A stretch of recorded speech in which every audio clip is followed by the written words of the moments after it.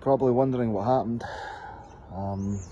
It was something called fading kitten syndrome, where they have great difficulty weaning off the mother. Now the other two were weaning off perfectly well, but she refused. She was very stubborn about it. Now, this was week 6, and they were scheduled to go into the vet yesterday. So she died a day before going to the vet. The other two got a clean bill of health. It was gutting, absolutely gutting. I never planned any of this. I never raised kittens or puppies or anything like this before. It just sort of fell into my lap because I couldn't stand not feeding an animal that was hungry, you know, and that's how the relationship developed with me and the mother. And I guess she just trusted me enough to drop a litter of kittens in the house. It was about 7 o'clock in the morning. I was woken up before my alarm to a deathly scream. It's the only way I could describe it. And it'll probably haunt me forever because I was sound asleep and I got woke up pretty much instantly. Panic. I rushed there into the bathroom, which is where the sound came from. It was the mother cat. She let out a wail and she was standing over her kitten, licking. And Barrow was alive at this point. Eyes rolling at the back of the head, like a wee seizure. I tried everything. Rubbing at the back.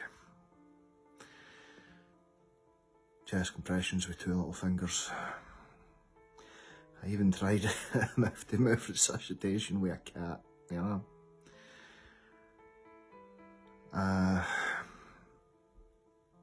Nothing worked. And I keep having these images of her wee head flopping in my hand as I'm trying to get her up. It was heartbreaking. I didn't accept that she died until my mother arrived because I'd called for help. I must have tried to keep her alive for about an hour. It took my mother to come in and tell me she's away for me to accept that. No one prepared me for this, but when I did some research into it, turns out it's very common. I mean, I got to week 6 and all 3 of them were looking good. I had no idea this was going to happen. It's just...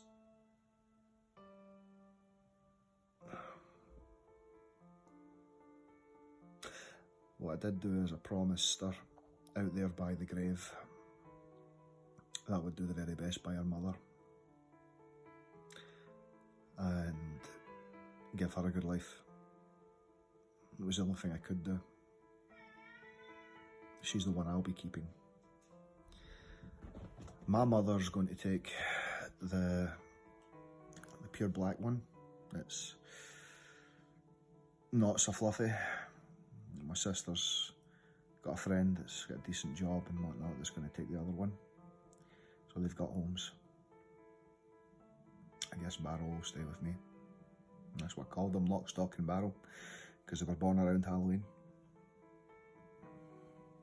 I'd Lock, the fluffy black one, because it's got like a little white mark on the nose, like a keyhole.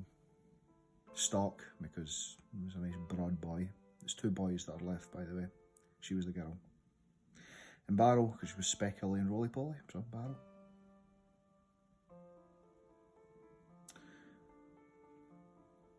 Fading kitten syndrome is very difficult to notice. The only telltale sign I got was that she wasn't weaning off the mother.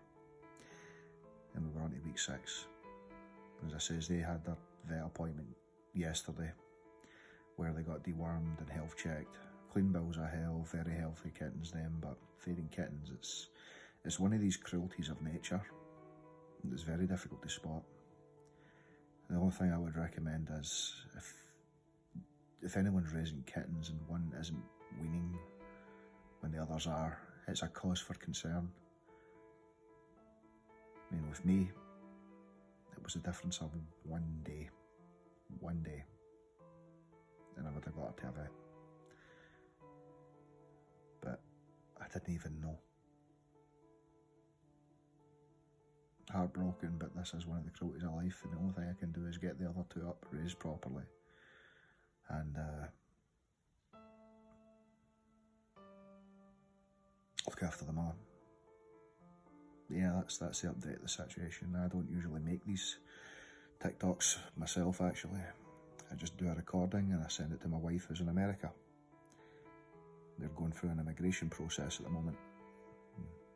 She's been doing the TikToks,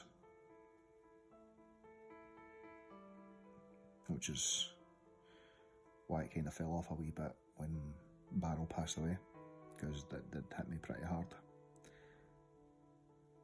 She's the one that's cut and edited just about every single one, puts on the captions because she's American, I'm Scottish.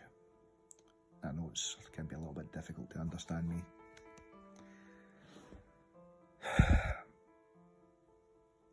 So I'm making an attempt to get another one up there, despite how much it sucks, frankly. But that's reality. Sometimes it just throws you a curveball like this and you've got to just hit or miss. Guess that's my way of saying you've got to keep going. Isn't that right, my boy?